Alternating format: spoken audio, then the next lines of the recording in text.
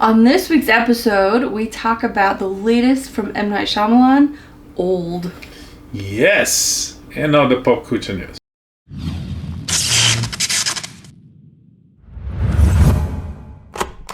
So, what's that movie that has Jack Nicholson and Marlon Brando? Oh yeah, what movie is that? It's a cowboy movie. Oh. I can't remember the name. I was just on IMDb looking stuff up for Old. Yeah. I'm gonna check that real quick. We just saw the the newest M. Night Shyamalan movie, and it's interesting, it's compelling, it's good. It's a Shyamalan movie. He does what he does, and he does it well. Yeah, you might say that he doesn't get old.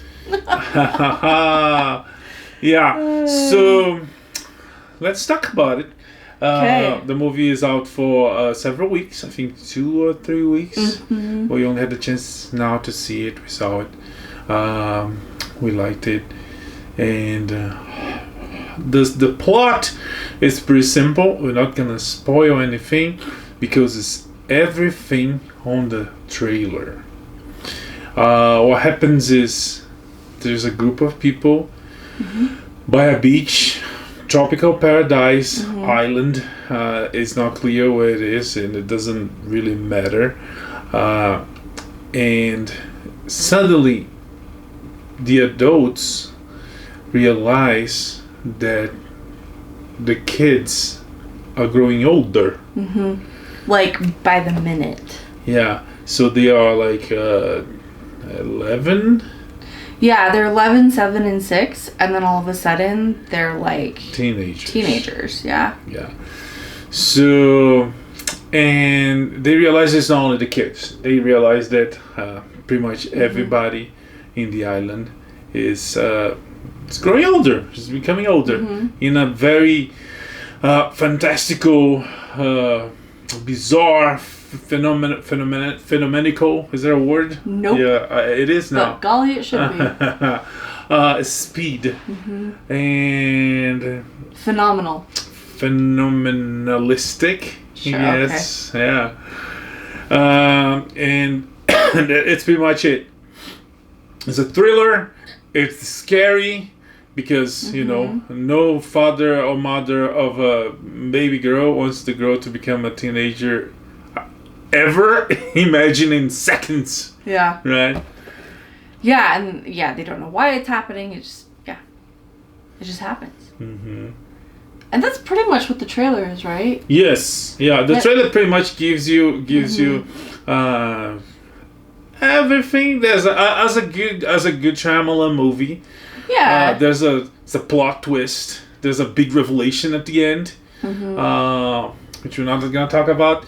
But the main story is, Yeah, that's basically the premise. That's the setup. Yeah. So what happens to these people? They are living. I mean, it's one day only actually. These people that find themselves in this situation in this island, where time goes in a different way. That people grows. Wait. We're spoiling now. No, it's. What do you mean? No, not spoiling. I mean, you're getting into spoiler alert. I mean, it's a. I mean, if you 20 now and you're 40 in 5 minutes, time is going different. From the trailer, I had assumed that it was something biological. Oh, really? Yeah. And it wasn't until someone said. Granted, that's just how my brain works. But I thought it was something phenomenalistic. And either way, it doesn't. It's supernatural. It doesn't occur in the natural way a thing does.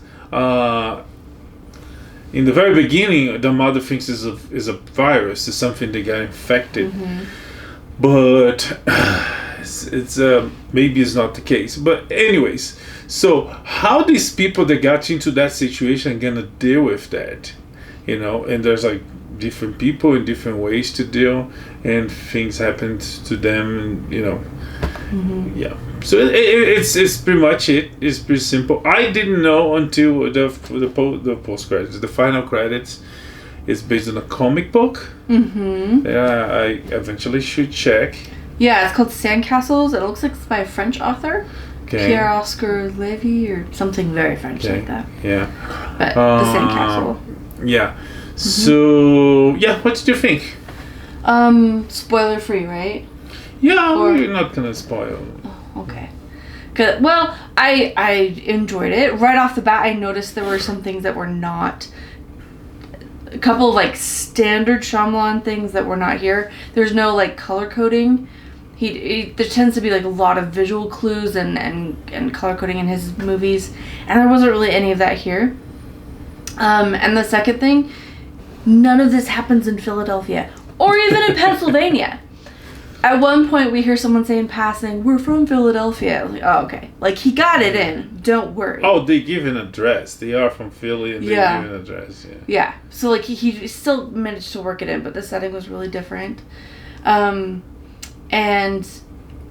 finding out after the fact that it was based on a graphic novel, I think made all of that make sense. Like, this wasn't his original content, but also some of the I mean, we don't know how much was. That's true. That's okay. Fair enough. Yeah. But there were some really interesting, like, photography decisions in, like, that quite often throughout the film we don't actually see what's happening. We see, like, close-ups of people's faces as they react to it, or, like, we pan out over the ocean and then we hear what's happening. But quite often we don't actually see what's happening. Which kind of reminds me of when you're reading a comic or a graphic novel, a lot of the action is happening in between the panels and your mind is kind of filling it in. So I don't know if that's what he was thinking or if it was just a cool way to make a movie, but that was my thought. Yeah. I always enjoy his films, though. One other thing that he did on The Happening, and he did on this one as well, at least that's how I read, is how the island is as much as a character as the human characters. And in The Happening, he would, like, there's shots of the trees, and if you watch The Happening, you know the trees are, like, you know, the bad guys. In this one, it's like the actions in the humans, and then the humans try to do something, and then cuts to the rocks, it cuts to the island, and it goes back to the human. Something happened, like, you know, the island is doing something, right there. Yeah.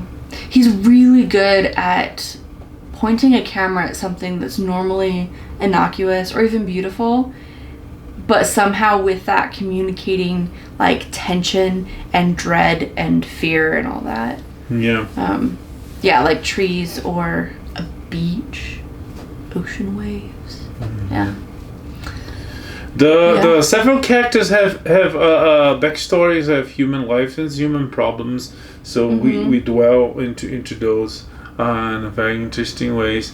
Not like into depth, but enough for us to, you know, sympathize for those characters. You know, which he done well. You know, like Lost to do that, but Lost did that in 6 seasons. Was 6 or 5? 6 seasons. 200 plus episodes. Yeah. Am I counting right? Maybe not. Anyways, in this one he didn't have the time to you know, go into depth and flash back into the past of the characters to explain their motivations, their fears and aspirations. Yeah. But in this one, through the dialogue to writing, we learn about the characters and well done, right? It is, and this is something he does really well. Nothing is wasted.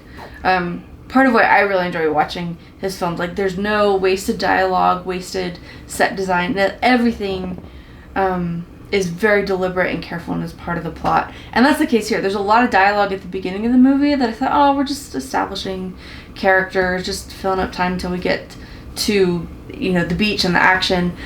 But all those lines, everything they said ends up being part of, like part of something that's revealed later, or an event, or something that happens later. So, yeah, that aspect I thought was classic Shyamalan. Yeah. Everything points to something else.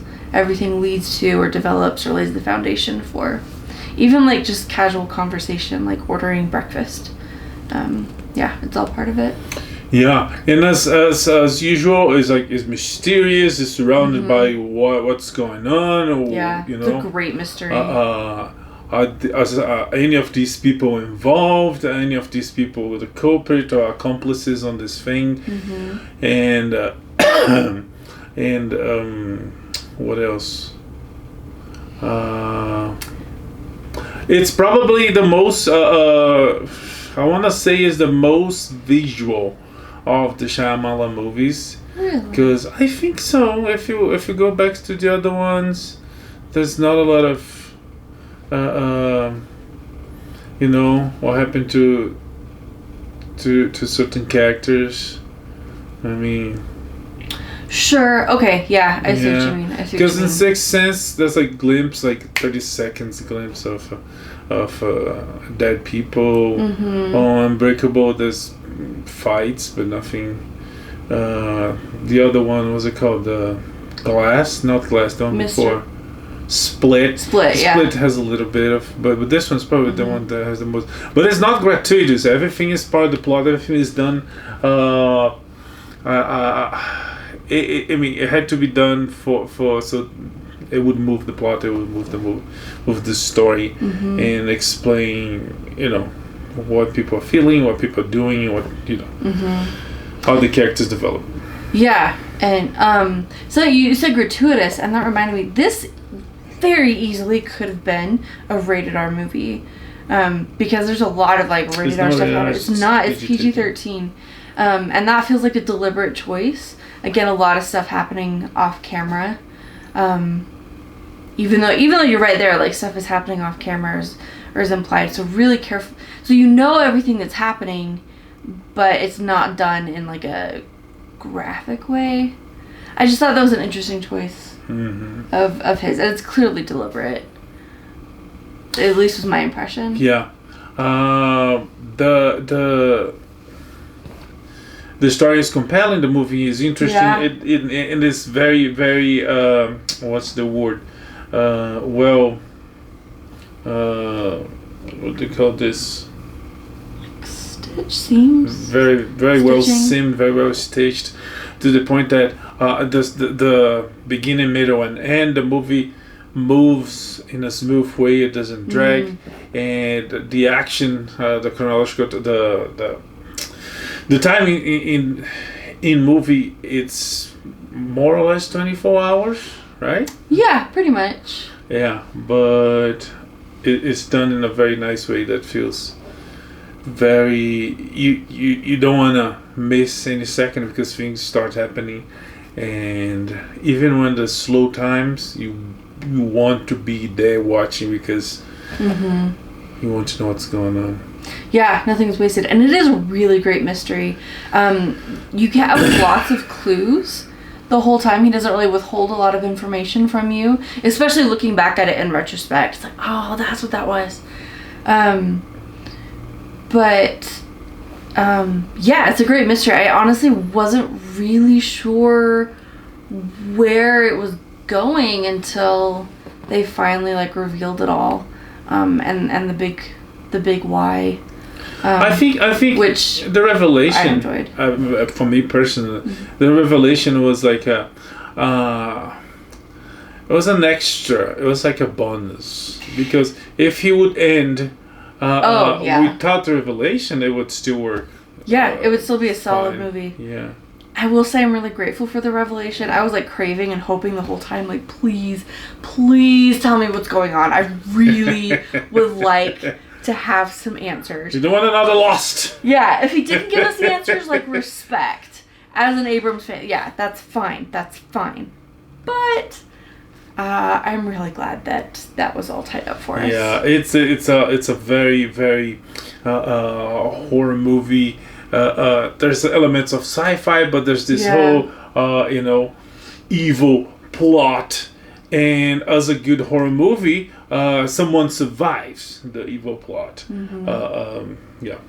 Yeah, it was great. I'm really grateful that he has decided to just embrace his role as a creator of mysteries and thrillers, and has just gone back to this and committed, because he had like a little, I don't know if you'd call it a midlife crisis or whatever, where he thought, man, I don't want to be the guy who just does thrillers. I want to do other stuff, and he tried, and it didn't go well. What? And what now was that? Like Avatar. That's it. Yeah, it went really badly. Yeah, but and then bad. no one would give him money. And he. But I mean, that's you know, I guess it was like he was a big director. He is a big director. He was famous. He was successful. He was super creative and intelligent. And the studios was like, hey, you know, it's like Suits. Suits always mess things up. That's true. So, but this was his decision too. This is an interview from him. Sure. He has said, like, I didn't want to be just a one-trick horse. I wanted to do something else. Okay, maybe. Anyways, maybe it was an excuse. But anyways, some suit decides, hey, remember that animation Avatar? It's like, yeah. What if we invite the guy from Sixth Sense to make it? Sounds like a great idea, right? Yeah. Like I don't know, like a black bad girl, or you know, Suits. When Suits get too involved into things, there's like. There's the obvious, logical, good way to do things. And then the Suits, oh, maybe if you do like this. Anyways, so sure, that was that. Yeah. And of course, I don't blame him. If the Suits come to him, they will come with big bags of money, right? Sure, and but just from what he said, like after that, no one would give him money. He had this like whole identity crisis, like who am I? What do I want to be? And now he's like really okay with being the guy who makes amazing thrillers. And he had to like self-fund one of his first like comeback movies. And I just all this to say, I'm really glad he's back, because he does this so well, and they're just always so fun to watch, and it's just a whole experience from beginning to end. I never feel bored. I never want to look away. I never feel like, okay, let's pick this up, because it's just he's so good at writing. Yeah. He's so good at writing. And of course, one of his signature moves. He's on the movie. Yes. Yeah, he does a cameo, and he is more than a cameo this time. Yeah, this is like his a more speaking role, and yeah. there's a more developed. Shows up a few minor, times. way minor character, but it's still a character that is important for the plot. Mm-hmm. Usually he's just a cop, or I think it was Unbreakable. Unbreakable, it was Unbreakable. On Signs, he has a couple. His character like isn't on screen very much, but is really important to the film, and does have a few lines. Yeah, on The Village, he's on the phone, right? He's a park ranger or something like that. Yeah. Anyways, anything else about? I don't think so. I don't think so, because I don't want to spoil this. Yeah.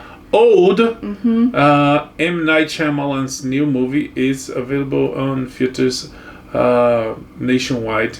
I mean, globally. Everywhere on the planet. He even introduces the movie. He comes out and talks about how he makes movies for people to go to see at the movie theaters, and he's glad that we finally back and able to go. So he welcome everybody back, and so you welcome to go see Old M. Night Shyamalan's new movie. The same creator of Signs, Village, The Happening, Sixth Sense, Split Class, and Unbreakable. So many good movies. Yes. I still need to see Lady in the Water. You saw that one? I haven't. Yeah, I see that one. Every time we watch a Shyamalan, we have this conversation like, oh yeah, we gotta see that. And then we never do. The Visit. The Visit was a good one. Yeah. The Grandparents. Yeah. Oh. That was a good one. Oof. Yeah. No, the guy that's really great. He gets in my head the way Hitchcock does. Like after watching The Visit. Oh yeah. I got nervous around old people for weeks. It's undeniable. His inspiration. He's very Hitchcockian. He's and good for him and good for us, because good movies. There's a show called. I can't remember the name of the show, but we need to watch. I watched first season. There's two. You need to watch the first one, and we watch the second together. And of course, there's Apple TV show. What's it called? Oh, that's right. The Servant? The Is it Servant, yes. You Yeah. used to have to catch up with second season. But yeah, just to close. Old, it's out there for everybody to watch. It's PG-13, so it's... Take the family. Yeah, I'm not sure about taking the family, because if you take your 12-year-old, she might get out of the theaters feeling like 18, 19, you know, she's gonna feel older because she's gonna get too much information. Yeah. Something like that. Well. All right. Moving on. It's been a big week. Yes. Lots of announcements, Lots trailers. going on. Yeah. So this week we had CinemaCon is going on, and from CinemaCon we got a lot of news from the film cinema industry. And CinemaCon is like this convention, this event where like big power people with money in the industry go to, you know, show their projects, and ask for money, and people with money are invited to buy or participate in those projects. So since that happened, they show trailers, teasers to these people. It's like, look at this movie. You wanna make some money? Yeah, buy a piece of this pie. And but that's very exclusive. It's not like a Comic-Con. It's not like a film festival. This is like for people with a lot of money, from people with a lot of money. Yeah. So most of the trailers that show there stay there, but we have people in all those places that get to see that or hear from people that saw that and end up like broadcasting, transmitting that information to us regular mortals that are not able to get in there. So straight from CinemaCon, we heard from Matrix. Matrix is getting a 4th, right? Yeah, I think it's 4th. At least 4. Who knows? Maybe we're gonna keep making more. Maybe it's gonna be a new trilogy. Oh, that'd be cool. And this one's gonna be called Resurrections. Matrix Resurrections. Okay. From CinemaCon, we learned that on the images and the footage they saw, there's Keanu Reeves back, Carrie-Anne Moss, so Neo and Trinity, but they have amnesia. They don't remember anything. He doesn't know Kung Fu anymore? I guess not. Oh my gosh. So, yes. Interesting. So, yeah, that was there to excite people, and I guess excited. Yeah. What else? Right on. Uncharted. This is a Tom Holland movie, right? Tom Holland movie. Okay. It's a video game adaptation. Yeah. So, anything new about that one? Tom Holland is the key, is the main character. He's Nathan Drake. And Mark Wahlberg is his mentor. I can't remember his name. Oh, that's cool. Yeah, and the age, no, the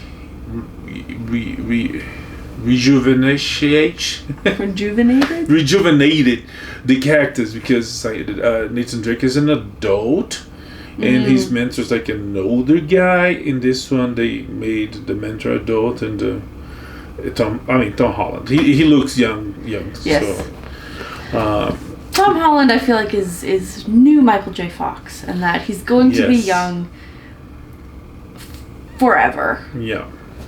So, so they saw teasers for that. They saw teasers for the new Batman. The Batman. This is the Matt Reeves, Robert Pattinson. Batman, yes. Okay. And it was pretty intense. People claim that it's going to Batman be very emotional. It's going to be the most emotional Batman movie to date. We get details, like vague details that might be heavily inspired on Year One, which is not really a secret because most of Batman movies are about Batman origins. Yeah. Okay. How about Samaritan? I haven't heard of that. Yes, another movie that got a lot of praise was the new Sylvester Stallone movie, The Samaritan. Oh, okay. He himself posted news on his Instagram about he's pretty excited, and we are pretty excited.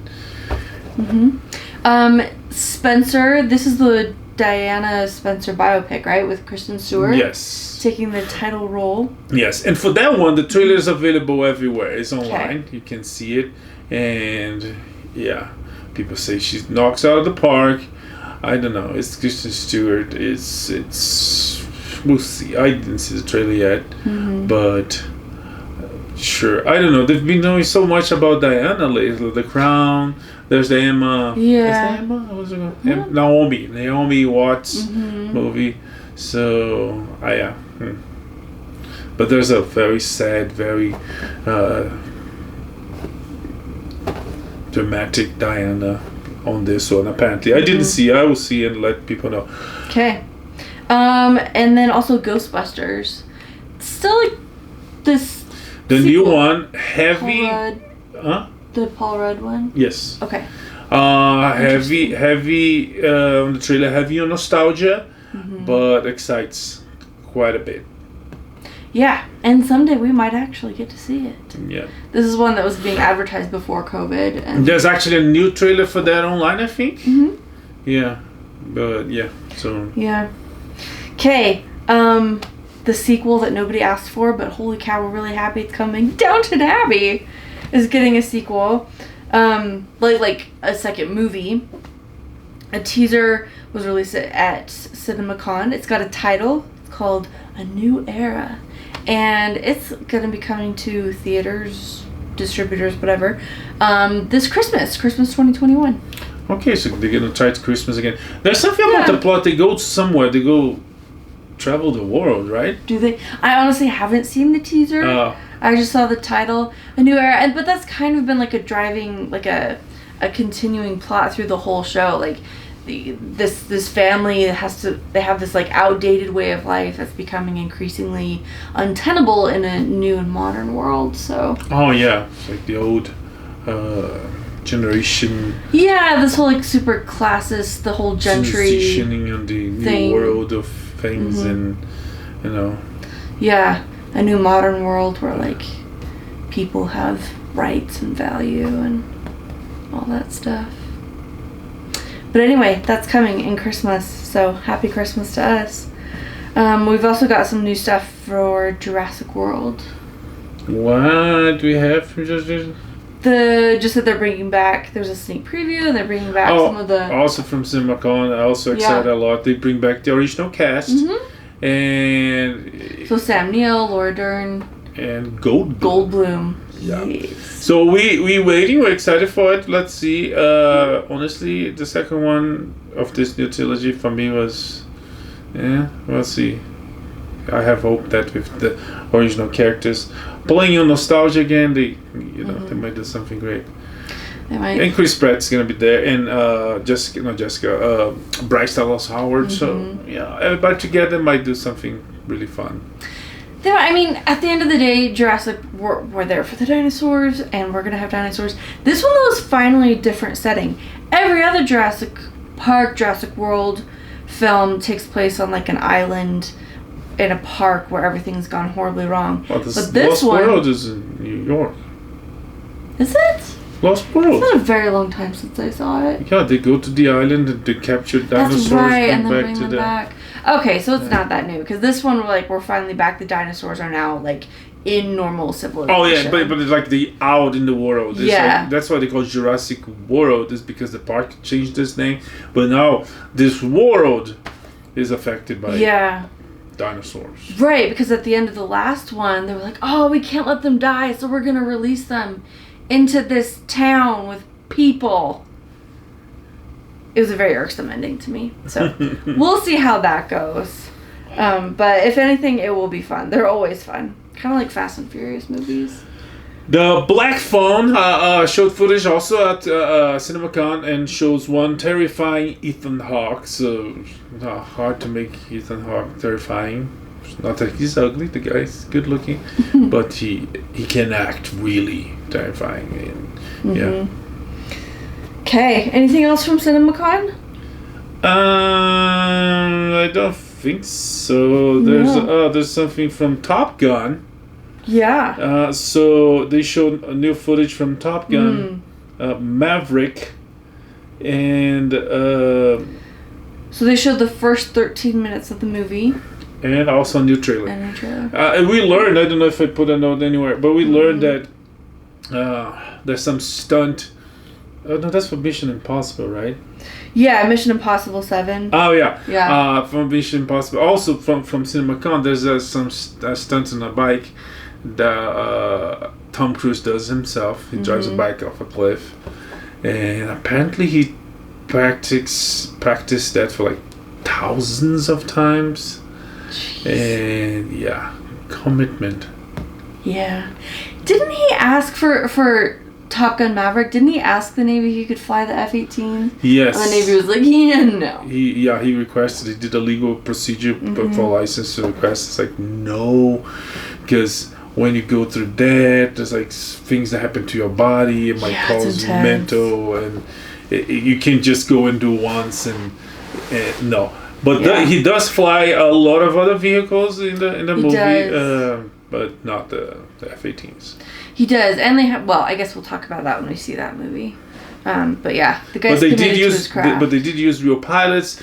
They put cameras, IMAX cameras on the actual jets, and they tried to be as most realistic as possible. Yeah, which I always appreciate. Like, I will stand practical effects from here to the end of time. Speaking of practical effects, F9 is doing great at the box office.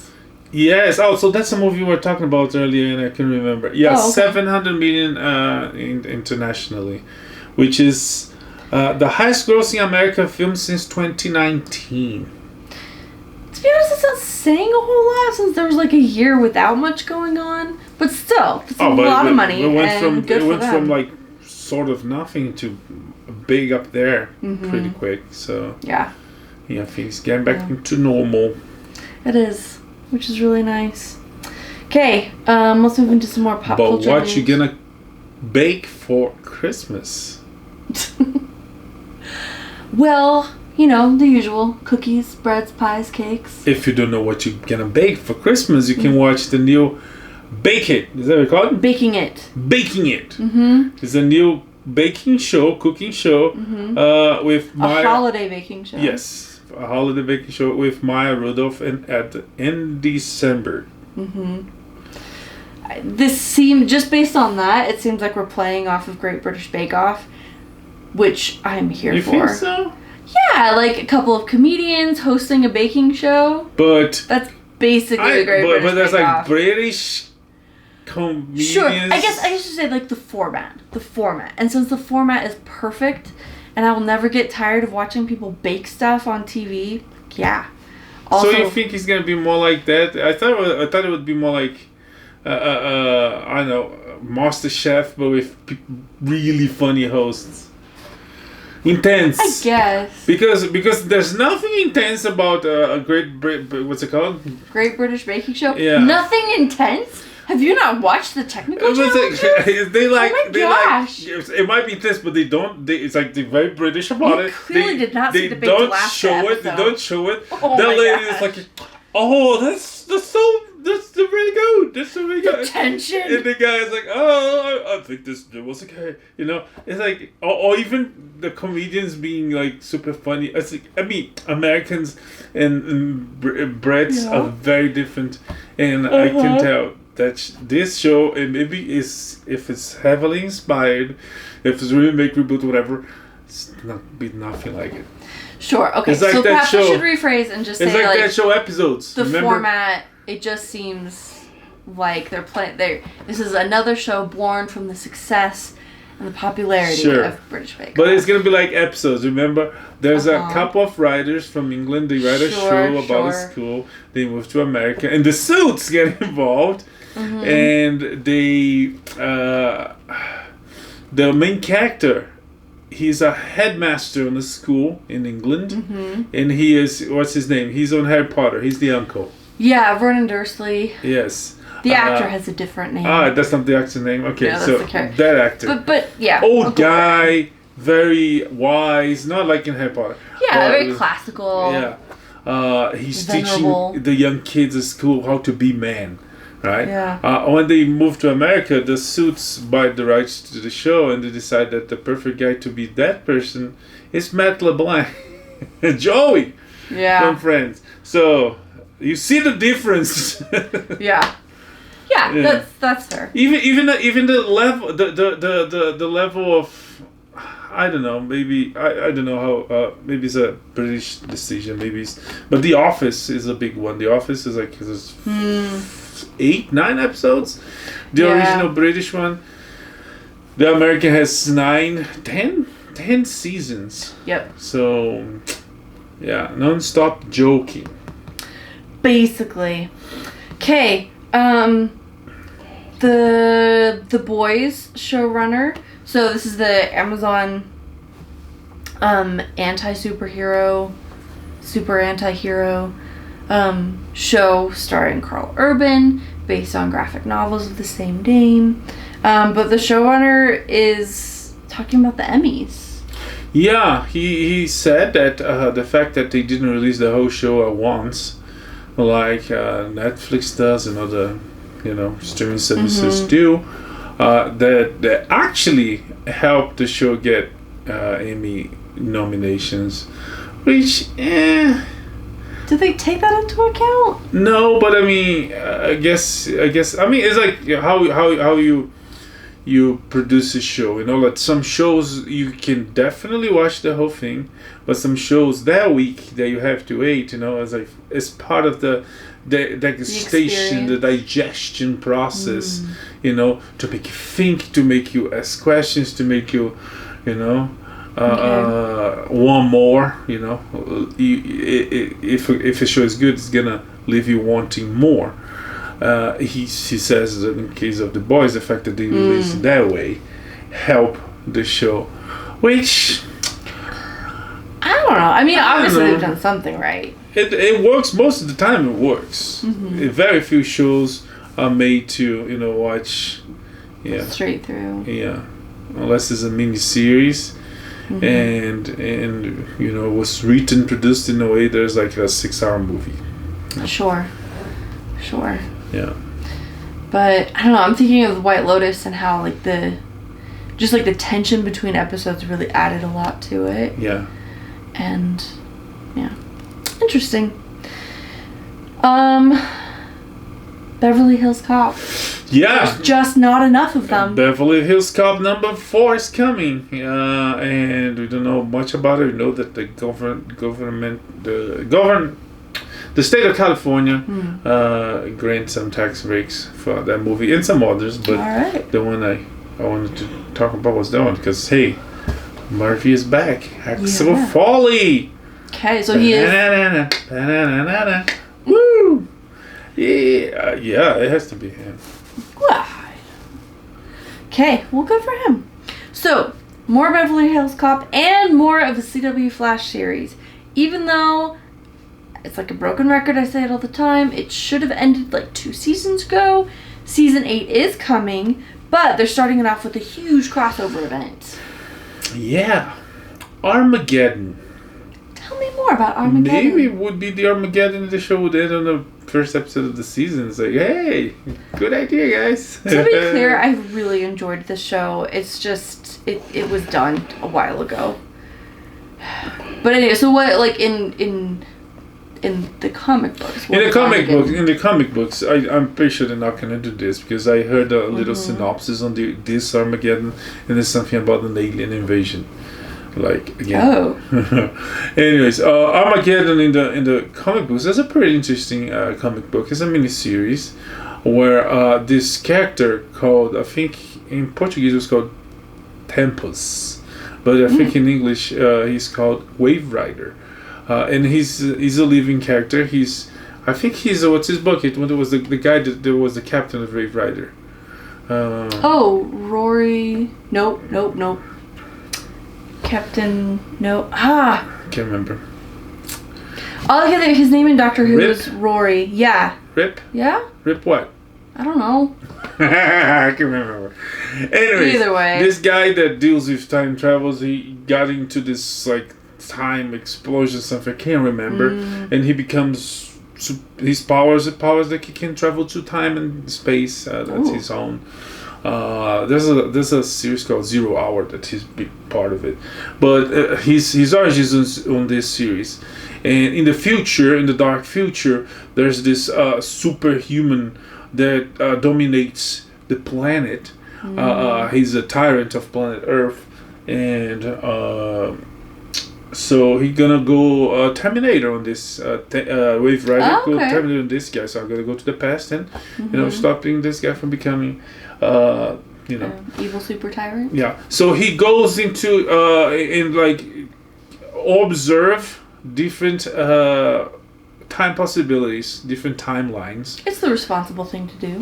Before he finds who is. It's like, oh, maybe, you know what? Maybe Superman becomes this tyrant. Let's see what happens. And then Lois dies during childbirth because she's having a Kryptonian, so she can do it. She dies. So Superman marries Maxima, the Queen of Almerac, and he becomes tyrant. I don't know. So he goes to different characters, and I remember Superman. He goes twice. In each chapter, he goes and analyzes those characters to see who becomes the monarch. That's the name of the tyrant.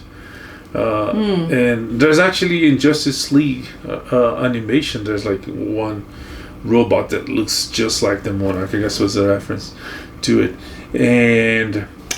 So yeah, he goes and watch timelines to see who's gonna become this bad guy, and eventually he finds who. I gotta tell you, you're gonna have to read, but it's really good, really fun miniseries. Armageddon, I think it was called Armageddon 2001. Yeah, so this Flash is. I doubt it. Maybe like a teeny version of that, or like inspired by. They announced that a lot of people are gonna be involved. Like Mia is gonna be back. The Bat Woman's gonna be involved. Black Lightning's gonna be involved. They didn't say Superman. They didn't say Batman or Supergirl. Yeah. So I guess they're gonna try to use what they have with some. Yeah, but who knows? All right. Maybe there's a surprise appearance of Oliver Queen or Felicity. Oh, you never know. Yeah. You never know. Oh, the last one we saw. Ezra Miller, the Flash in the movies. So cool. It was like, whoa. That was cool. That was a really good crossover. Lucifer, just like on Netflix. Yeah. The Titans from HBO Max. It was a nice way to do it. It was good. They did great with that one. Cool beans. Remember that movie, The Old Guard, on Netflix? Yes. Charlize Theron. They are getting a sequel, and Victoria Mahoney is going to direct it. Okay. That is the same director as the first one? That's a great question. I don't remember. But it sounds right. Okay. Either way, I'm glad we're getting a sequel because I feel like the first one just kind of set up this world, and I really want to know more about it. Yeah. And it's not a cliffhanger. It does, yeah. We see the bad girl that everybody thought was dead, and she shows up back in the future with, for blood. Yeah. For revenge. Yeah, so I'm hoping in a sequel, I'm hoping this is a case where the sequel can be maybe a little more fun because we can spend our time like getting into like stories and stuff like that instead of like figuring out backstory and all, Yeah. So anyway, we'll see that when it comes. Jason Momoa and Dave Bautista. Yeah, Jason Momoa and Bautista, they are can be seen together on the new season of C on Apple TV. They are pairing up for a buddy cop movie. Yeah. And that's really all we know about it right now. Right? Yeah, it's fresh. It's brand new. But it's going to be interesting. It will be interesting. It's been a while. It's been a while since we have, the times of Lethal Weapon. Buddies and cops trying to save the day. Going on the standard buddy cop tropes, I would guess that Dave Bautista is like the uptight, straight-laced, by-the-book one, and Momoa would be the booyah! My man! Who knows? Just his whole vibe. Maybe not, because, sure, I totally agree, but but Batista has been doing like hilariously everything he does. It's true. They could go either way, but that's my prediction. That's the safe money. Yeah. But all right, well, that'll be fun when it comes. Season 4 of Cobra Kai is coming on Netflix. Renewed even before season 3 premiered. Mm-hmm. Exciting. It's a good show. Yeah. It was like the ones of us this on YouTube knew that even before Netflix. When they came to Netflix, became a phenomenon. Yeah. Netflix is doing well from picking that show and making not making the show good. The show was good, but making a success. Because YouTube TV, who pays for YouTube TV? I know, but it's like one person I know. Anyways, also Netflix is saving the day for another show, Manifest. Yeah. NBC, the show was cancelled, but it got one last season on Netflix. Yeah, it's been in Netflix's top 10 for a while. Oh yeah, it's like top. Really popular. Yeah, and it's also on the Nielsen ratings. It's like the show is like doing really well, and Netflix, hey, okay, fine, let's buy it. They bought it, and they're gonna make it. Yeah, so that's what we need to catch up on. Yes. And I'll be honest, this is one where I'm grateful to be able to like binge a little bit. Not a ton. It'd be nice to watch like 2 or 3 episodes in a go. The one of the issues with broadcast TV these days is to be honest, is the size. You know, when you watch a show, the size of the season. Yeah, when you watch a show that is 10 episodes, and they focus on the story. You know, it works better than you make 22. And sometimes one has nothing to do with the story. Yeah. And there's another one that's like, oh, what happened if Iris has superpowers? And then they make that, they not only make that an exercise of creativity, of imagination, but they make that like sort of a canon. It's like, now Iris is a super powerful being, which is like, yeah. So, when you make it shorter, and we have to catch up back to Stargirl, but Stargirl first season was the case. So good. It was shorter, it was really good. Yeah. So, yeah. Yeah. Quality over quantity makes a difference. But the problem with broadcast TV, they're not going to do that because right. They have the whole season to fill up, a whole set of sponsors to use. So, ad time that needs to be sold. Yeah. No. Oh well. Well, there will be more Manifest coming. There's one that we skipped. You skipped, but I didn't. The new Spider-Man trailer leaked. Oh yeah. How did I forget that? The new Spider-Man. And it wasn't Tom Holland. It wasn't Tom Holland. But Poor Marvel fixed quotes. The very next day they posted the real one, and it's interesting. It's exciting. It has classic bad guys back from multiverse, from different Spider-Man movies. As Doctor Strange actually acting strangely. It has when Peter Parker with horns. So the plot seems very, very, very small and even childish. I don't know. It's something not. It doesn't look like something that is like universal or big. It's like everybody knows who Spider-Man is, and he wants to fix it. So he goes to the Supreme Sorcerer. So hey, can you fix it? It's like, yeah, sure. And he's gonna use powers. As Wong is like, no way, man. Yeah. I'm out. That's a bad idea. Yeah, so he's gonna mess the timeline, and I mean, it goes with the mess we saw on Loki, the mess we saw on WandaVision, and it brings bad guys from other Earths, and maybe other Spider-Man too.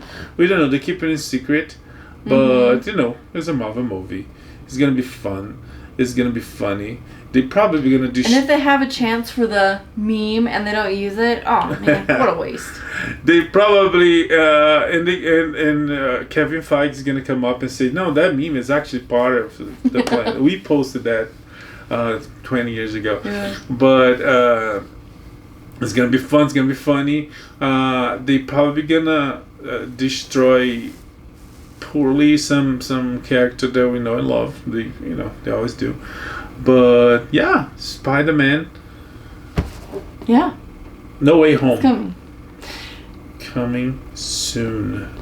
My big takeaway from the trailer was that yet again, Tom Holland's Spider-Man does not get a standalone movie. Yes. This is also a Doctor Strange movie. So at least it's not an Iron Man movie, like the way the first two were. Well, it can't be because he's dead. Well, the second one he was dead too, and it was still all about Iron Man. All about Iron Man. Yeah. And you know what? It's like because multiverse, timelines, we might see Iron Man on this one. We could. Yeah. We could. It's like it would be Sony's dreams because it would break people's like Tony Stark, Robert Downey Jr., Iron Man. Yeah. And we'll see what happens. Yeah. We'll see what happens. Spider-Man movie or solo movie or not, I think it'll be fun. Yes. It'll be like incredible cinema. And it's gonna be fun. And one of the things in the trailer is part of the plot is like, I want you to erase. It's like everybody knows that Peter Parker is Spider-Man, so I want to erase all that. Nobody's gonna know me. He even says, "I hope it's okay," but there's some people I want to know. It's like, shut up, Peter. So maybe that's how they reset Spider-Man in a way that if nobody knows him, he's not an Avenger. There's no relation to Tony Stark, to Pepper, to Happy, which I think is gonna die in this one. There's a scene that's like, it's a good way to like up the emotional state. Yeah, to reset in a way that Sony might be able to make their standalone movies because it belongs to Sony, and the deal was to make 3. They might make more, but it's still like yeah. Okay, we shall see. We shall see. All right. Last thing on my list is one of the most iconic album covers of all time. Oh, yeah. Is that Nirvana album, Nevermind, with the little baby in the swimming pool. So cute. But also super exposed. And that baby, Spencer Eldon, is now suing the band for child pornography. Which, I don't know how you sue for that. Anyway, he's suing the band because of it. And, just FYI. Yeah, I don't know the legalities behind. I don't know if the parents were paid, if the parents signed papers or whatever. I honestly don't have an opinion. I think it's kind of dumb. But I mean, if he thinks he's entitled to his money, let him go and fight and see what happens. I don't know. I think it's definitely one of those things that, like that album, that cover, I don't think would be made now. Or like it would look different now. Yeah. But that doesn't mean it was wrong at the time. I don't know. Yeah, I don't know. It's yeah. I mean, there's nudity, there's pornography, and there's exploitation, and I don't know what the legalities of all that is. Yeah. Anyways, ending on the. That wasn't the right note to end on. It didn't fit in anywhere else. That's the naked news of tonight. Oh my gosh. So I guess that's it for this week. We come back next week. We're gonna see Shang-Chi, the Legend of the Ten Rings. Of the Ten Rings, the Marvel movie about this Asian hero, also known as the Master of Kung Fu. I wonder if they're gonna mention that in the movie. I hope so. But yeah, we'll see. I'm excited for that one. It looks good. The movie's into some controversies already. Some people calling some stuff culture appropriation. You're gonna see the movie and let you know if there's anything there. But that's it for this week, and may the force be with you. Live long and prosper. Bye. Bye.